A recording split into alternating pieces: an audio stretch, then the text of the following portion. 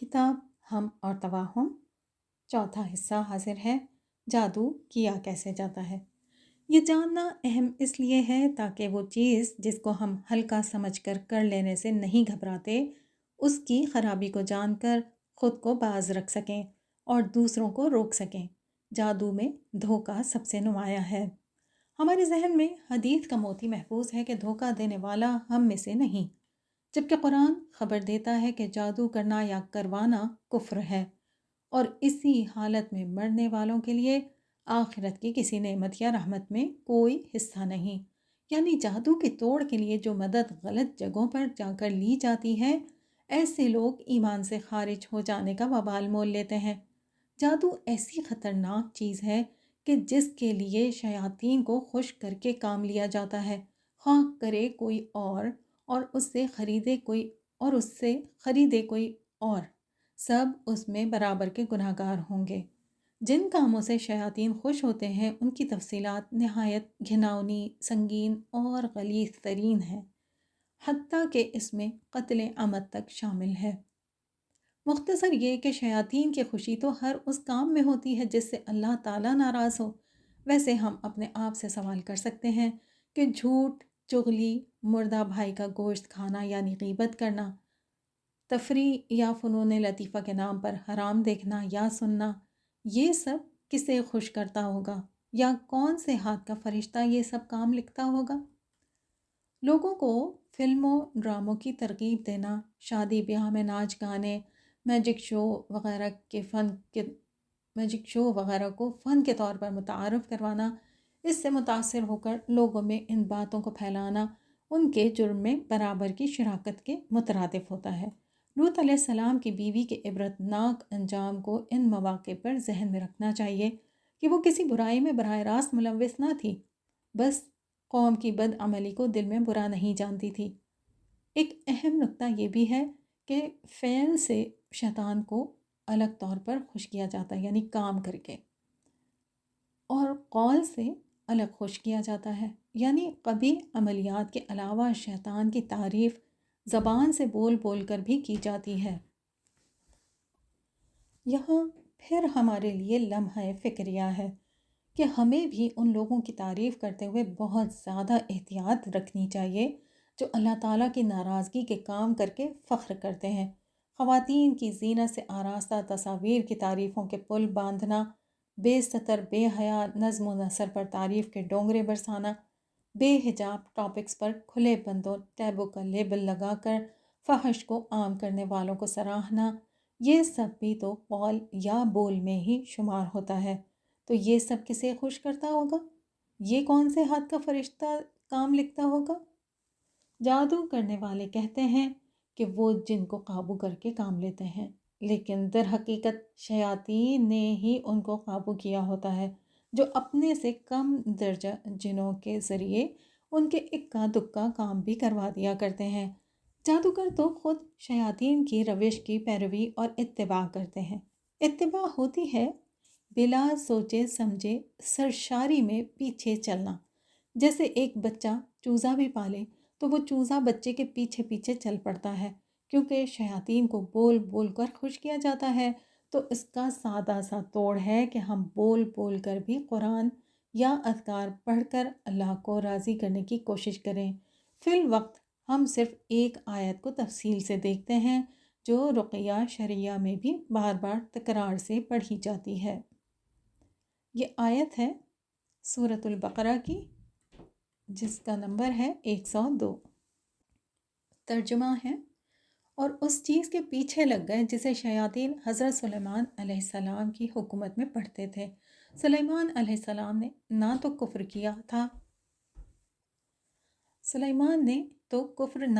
تھا بلکہ یہ کفر شیطانوں کا تھا۔ وہ لوگوں کو جادو سکھایا کرتے تھے، اور بابل میں ہاروت و ماروت دو فرشتوں پر جو اتارا گیا تھا، وہ دونوں بھی کسی شخص کو اس وقت تک نہیں سکھاتے تھے جب تک یہ نہ کہہ دیں کہ ہم تو ایک بڑی آزمائش ہیں، تو کفر نہ کر۔ پھر لوگ ان سے وہ سیکھتے جس سے خاوند اور بیوی میں جدائی ڈال دیں، اور دراصل وہ بغیر اللہ تعالیٰ کی مرضی کے کسی کو کوئی نقصان نہیں پہنچا سکتے۔ یہ لوگ وہ سیکھتے ہیں جو انہیں نقصان پہنچائے اور نفع نہ پہنچا سکے، اور وہ بالیقین جانتے ہیں کہ اس کے لینے والے کا آخرت میں کوئی حصہ نہیں، اور وہ بدترین چیز ہے جس کے بدلے وہ اپنے آپ کو فروخت کر رہے ہیں۔ کاش کہ یہ جانتے ہوتے۔ سورۃ البقرہ کی آیت 102 کا یہ ترجمہ تھا۔ اب ہم اس کی تھوڑی سی تشریح دیکھتے ہیں۔ اعوذ باللہ من الشیطان الرجیم۔ واتبعوا ما تتلو الشیاطین علی ملک سلیمان، اور اس چیز کے پیچھے لگ گئے جسے شیاطین حضرت سلیمان علیہ السلام کی حکومت میں پڑھتے تھے۔ اتبعوا یہ ہے تبع سے، تابعین اس کا مادہ ہے، اس میں آ گیا پیروی کرنا، ایک سرشاری کی کیفیت میں پیچھے پیچھے چلنا۔ ما تتلو الشیاطین، اس کی جو پڑھتے تھے شیاطین، لیکن کیسا پڑھنا ہے؟ تتلو، بار بار کثرت سے، جسے زبان سے بول کر پڑھا بھی جائے اور اس بات پر عمل بھی کیا جائے، یعنی قول و فعل دونوں کو کام میں لا کر۔ ویسے دیکھا جائے تو سخت دل اور اللہ سے بے خوف لوگ تانے بھی بار بار دیتے ہیں، کبھی غصے میں، کبھی مذاق کے نام پر، کبھی ہمدردی اور مشورے کے نام پر باتیں سنا کر، اور غیبت بھی بار بار کی جاتی ہے، دل ہی دل میں بار بار، پھر اوروں سے تذکرہ، حتیٰ کہ بعض اوقات تو لوگ سال ہا سال پرانی باتیں بار بار دہراتے ہیں۔ اب خود ہی بتائیں یہ کس کی غذا ہے؟ اس طرح کون بڑا سا گھر کے جتنا ہو جائے گا؟ لہٰذا شیطان کو اگر صرف مکھی جتنا رکھنا چاہیں تو پھر اپنی زبان کو احتیاط سے استعمال کرنا ہوگا، پہلے تولنا پھر بولنا ہوگا۔ پھر ہے وما کفر سلیمان، حالانکہ حضرت سلیمان علیہ السلام نے کفر نہ کیا تھا۔ یہ گواہی ان کے حق میں بھلا کون دے رہا ہے؟ اللہ تعالیٰ۔ اور کتنے عرصے بعد؟ کیا پہلے بر وقت گواہی دینے پر معاذ اللہ اللہ تعالیٰ قادر نہیں تھا؟ لہذا سمجھنا یہ ہے کہ انبیاء علیہم السلام کی ذات تک پر بڑی بڑی تہمتیں چسپاں کرنے کی کوششیں کی جاتی ہیں۔ طویل عرصے تک آزمائش دونوں کی چلتی ہے۔ نیک لوگوں کی صبر، برداشت، استقامت پر اجر اور قرب الہی بڑھتا جاتا ہے، جبکہ برائی کے مرتکب اگر مہلت سے فائدہ اٹھا کر سچی توبہ نہ کریں تو ان کا بدلہ اللہ کی رحمت سے دوری اور نار جہنم ٹھہرتا ہے۔ یہاں یہ واضح بتایا گیا ہے کہ جنہوں نے برا کیا اپنے لیے ہی جہنم کا سودا کیا۔ حضرت سلیمان علیہ السلام کے لیے جو گواہی اتری، اسے صدیوں سے ہر بار پڑھنے پر ایمان والوں کے لیے ایک ایک حرف پر خوب خوب اجر ہے۔ اس واقعے میں یہ بات بھی واضح ہے کہ ہاروت و ماروت دونوں ہی فرشتے لوگوں کو خبردار کرتے تھے کہ ہم تو آزمائش ہیں۔ تو آج کے دور میں انفرٹینمنٹ شوز کے بیچ میں، مارننگ شوز کے سلاٹ میں، ریکی کی آڑ میں، پرائز بانڈز اور لاٹری کے پکے نمبر کے جھانسے میں، کرکٹ میچ کے پروگراموں میں، بلکہ مذہبی پروگراموں اور چینلز کے نام پر بار بار یہ آزمائش سامنے آتی ہے۔ بڑی تقریبات میں انٹرٹینمنٹ کے نام پر اللہ کی نافرمانی کے کام عام ہوتے جا رہے ہیں، جس پر حرام حلال کے فتوے پوچھنے کے بجائے اپنے دل سے پوچھیں کہ کیا اس طرح نادان دلوں میں اس کی حقارت بڑھے گی یا عظمت؟ ایسی مجالس میں کچھ لوگ تو گناہ کو گناہ سمجھ کر بھی چسکے لینے سے نہیں بچتے، جبکہ کچھ اس گناہ کو گناہ ہی نہیں سمجھتے۔ اللہ تعالیٰ ہمیں ہر طرح کے فسق و فجور سے اپنی امان میں رکھے۔ ایک زمانہ تھا لوگ کہتے کہ نجومی تو خود افلاس کا شکار ہوتے ہیں، لیکن اب تو اپ ٹو ڈیٹ فیشنیبل نجومی خواتین بھی دستیاب ہیں۔ فلاں پتھر کا قسمت پر اثر، فلاں نمبر، ٹیرو کارڈز، واستو شاستر، سب کے سب تمام کے تمام سراسر حرام ہیں۔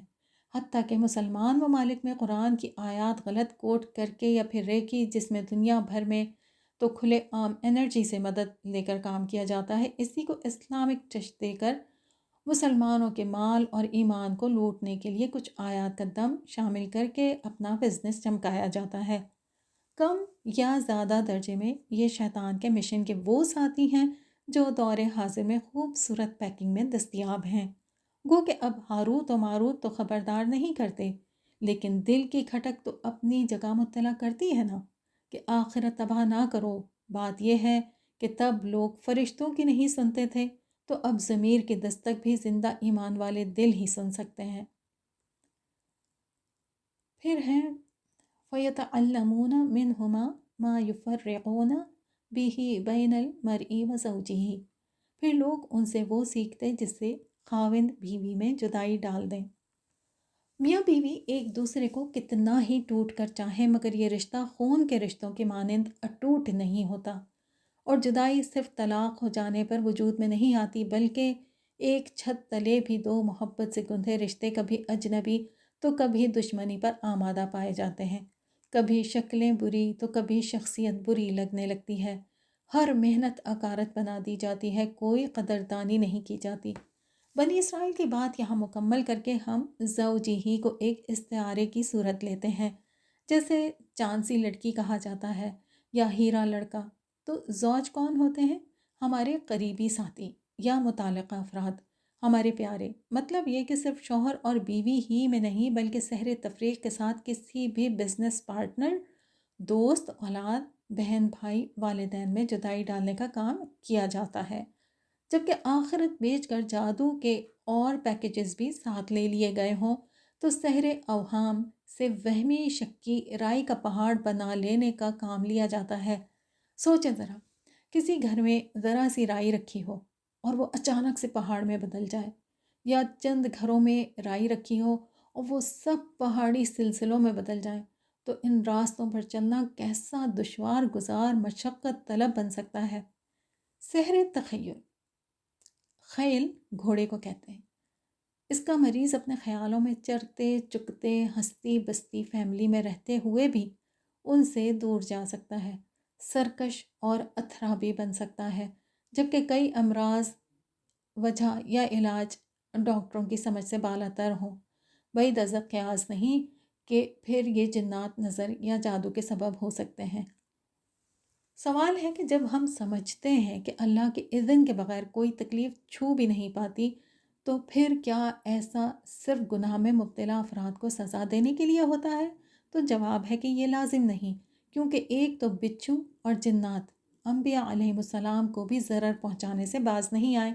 دوسرا جواب 8ویں جز کے شروع میں ملتا ہے کہ نیکی پھیلانے والوں کی دشمنی میں شیاطین جن و انس ان کو ضرر پہنچانے کی انتھک کوشش کرتے ہیں۔ یہ اللہ کی طرف سے نیک افراد کا بھی امتحان ہوتا ہے، ساتھ برائی میں گھرے افراد کا بھی، کہ وہ غلط فہمی کا شکار رہیں کہ یہ تو دنیا کے اتار چڑھاؤ ہیں، کوئی نصیحت کرے تو برائی میں ملوث افراد دھوکے میں پڑے، یہی سمجھتے رہیں کہ آخر اچھوں کے ساتھ بھی تو یہی سب ہوتا ہے۔ حالانکہ جب نیک لوگوں کی آزمائش ہو، ان کے گناہ مٹتے اور درجات بلند ہوتے ہیں۔ ایک بات بہت اہم ہے کہ ہر وقت یہ نہ سمجھیں کہ اللہ مجھ سے ناراض ہے، کیونکہ اس بات سے شیطان بہت جلد تھکا اور اکتا کر بہکانے میں کامیاب ہو سکتا ہے۔ تو رب کی رحمت سے مایوس نہ ہوں، اللہ سے گمان اچھا رکھیں، نیکیوں میں لگے رہیں، مخلوق کی مدد میں لگے رہیں، اس امید کے ساتھ کہ یقیناً اللہ تعالیٰ آپ کے کاموں میں لگ جائے گا۔ مزید ایک سوال ہے کہ کیا جادو کا عمل ہمیشہ کامیاب رہتا ہے؟ جواب میں ایک بات تو ہمیں اسی آیت کے ترجمے ہی سے مل جاتی ہے، یعنی اور دراصل وہ بغیر اللہ تعالیٰ کی مرضی کے کسی کو نقصان نہیں پہنچا سکتے۔ دوسری بات، صبح و شام کی دعاؤں میں ہم روز 3 بار کہہ کر اپنے دل و دماغ کو پیغام دیتے ہیں کہ اللہ کے نام کے ساتھ کوئی شے نقصان نہیں پہنچا سکتی جو زمین میں ہے یا آسمانوں میں۔ تیسری بات، نماز کے بعد اذکار میں کہ اللہ تعالیٰ آپ کے اذن کے بغیر کسی کے روکنے سے کوئی نعمت رکتی نہیں، کسی کے دینے سے کچھ ملتا نہیں، اور نہیں نفع دیتی کسی صاحب حیثیت کو اس کی حیثیت۔ تو پھر آخر کس بات کا دکھڑا روتے ہیں ہم کہ غربت کی وجہ سے رشتہ دار نہیں پوچھتے، بھائی یا باپ کی پشت پناہی حاصل نہیں تو سسرال میں کوئی دبدبہ ہی نہیں۔ اس طرح تو کر ڈالتے ہیں نا شیطان کو خوب بڑا گھر کے جتنا۔ اور یہ بات تو اکثر دیکھی گئی ہے کہ جن کو انسانی یا مالی سپورٹ کا غرہ ہوتا ہے، وہاں گھروں کے سکون زیادہ تباہ ہوتے ہیں۔